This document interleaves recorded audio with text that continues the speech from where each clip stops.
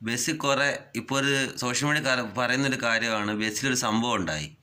ഷിജിത എന്ന് പറയുന്നൊരു പെൺകുട്ടിയെ ഒരാൾ തട്ടി, അദ്ദേഹം ആത്മഹത്യ ചെയ്തു.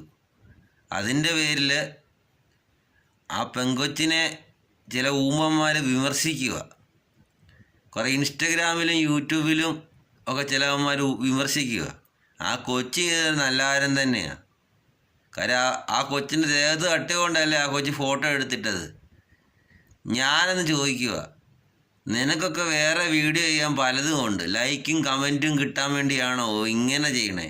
അങ്ങേര് തട്ടി, അങ്ങേര് ആ പെങ്കൊച്ചിൻ്റെ അവിടെ തട്ടി, അത് ആത്മഹത്യ ചെയ്തു. എന്നിട്ട് നീയൊക്കെ ഈ സോഷ്യൽ മീഡിയ വന്നിട്ട് ആ പെണ്ണിൻ്റെ പേര്, കൊച്ചിൻ്റെ പേര് മാനഹാനി കേസെടുക്കണം. ഇതൊക്കെ എന്നാ ന്യായമാണ്? അതിൻ്റെ അത് തട്ടിക്കൊണ്ടല്ലേ അത് ഫോട്ടോ എടുത്തിട്ടത്.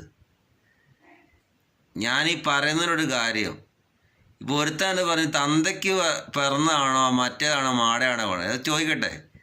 നീയൊക്കെ തന്തയ്ക്ക് പിറന്നവനാണോ അറിയാൻ വേണ്ടി കുറേ ഇൻസ്റ്റഗ്രാമിലും കുറേ ഊമന്മാരുണ്ട് വിമർശിക്കുന്നത്.